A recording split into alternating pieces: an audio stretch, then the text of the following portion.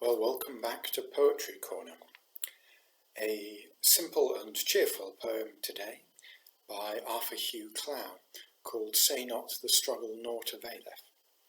It's a poem that got quoted a lot in the family when I was growing up, when someone needed a bit of cheering up or encouragement. But I think it has some serious points to make as well. So as usual, we'll hear the poem and then we'll reflect on it a bit. Say Not the Struggle Naught Availeth by Arthur Hugh Clough. Say not the struggle naught availeth, the labour and the wounds are vain. The enemy faints not nor faileth, and as things have been they remain. If hopes were dupes, fears may be liars. It may be in yon smoke concealed your comrades chase ere now the flyers, and, but for you, possess the field. Though here the tired waves vainly breaking seem yet no painful inch to gain, far back, through creeks and inlets making, comes silent, flooding in the main. And not by eastern windows only, when dawn arrives, floods in the light. In front the sun climbs slow, how slowly. But westward look, the land is bright.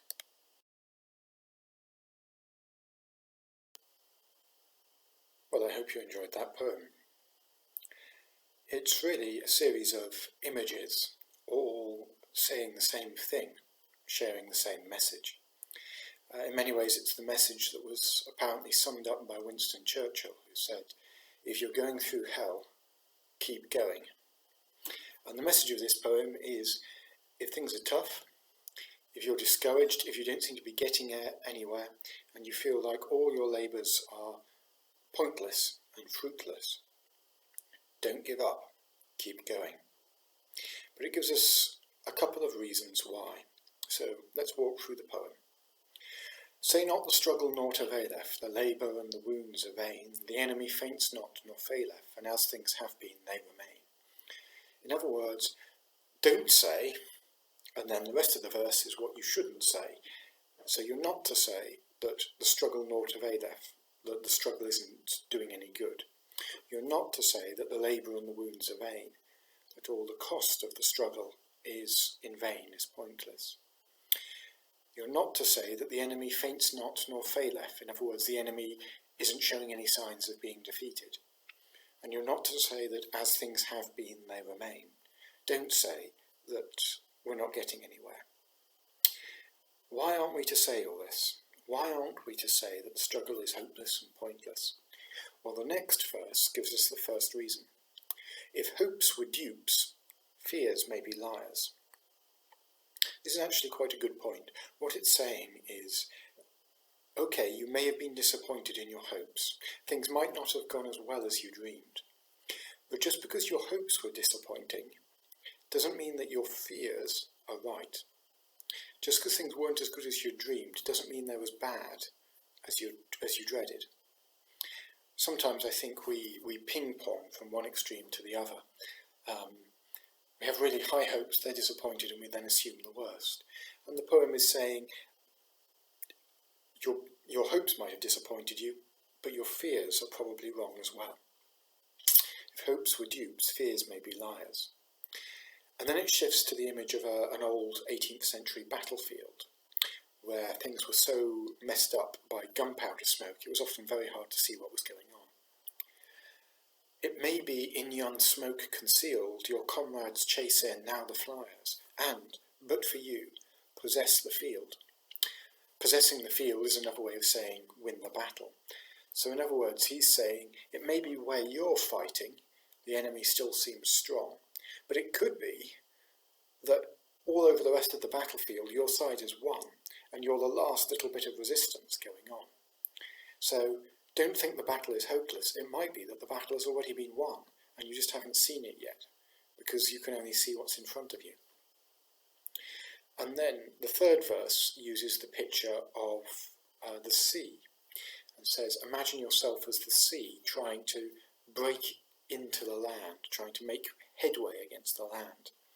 Though here the tired waves vainly breaking seem yet no painful inch to gain. You feel like you're like the waves breaking again and again on a rocky shore and getting nowhere. But as it may look like that for the waves breaking on the headland, but far back through creeks and inlets making, comes silent, flooding in the main. In other words, the tide is coming in. It's flooding in everywhere else. It's just the rocky headland where it's not getting anywhere. And the final image, again, is a different way of saying the same thing. Not by eastern windows only, when dawn arrives, streams in the light. That's the image of you're standing and you're looking at the eastern windows and things don't look very bright. In front, the sun climbs slow. How slowly? It's taking a long time for it to rise in the sky. But westward look, the land is bright. How when the sun rises, often the first place you really see its waves, its effects is when you look to the west, because that's where its rays are streaming in and hitting. So all of these are pictures saying things may look pretty rough where you are now, but it doesn't mean that's what they're really like. It might be that everywhere else things are going well. It might be that you've already won and you just can't see it yet. It might be that the tide is already streaming in elsewhere. The dawn has already broken elsewhere. It's just dark and desperate in that little bit where you are, but things are about to change because the battle has already been won.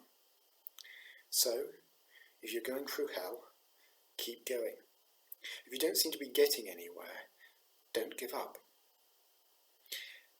This is true for us in all walks of life, I think. Perhaps it's especially true for those of us who, in the Christian realm, or perhaps even in the political realm, struggle to change things, want to see the world made a better place. And often we can labour away for years and feel we're getting nowhere and be tempted to give up. The world isn't changing, it's no better than it used to be. This poem reminds us, don't give up. You can't see the whole picture.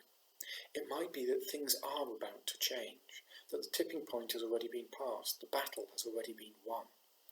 You just can't see it yet. You're still in the smoke. You can't see the whole battlefield. Many of the early campaigners who campaigned for the abolition of the slave trade worked away at it for years and didn't seem to get anywhere. And then in a decade, less than a decade, everything shifted and lined up and suddenly it was abolished.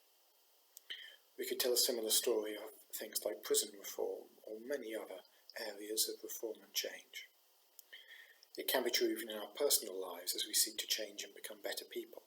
We work away at it for years and seem to get nowhere, and then suddenly it all happens at once. We've reached the tipping point and we didn't realise it. So don't say that the struggle of naught availeth. Don't say the struggle is pointless.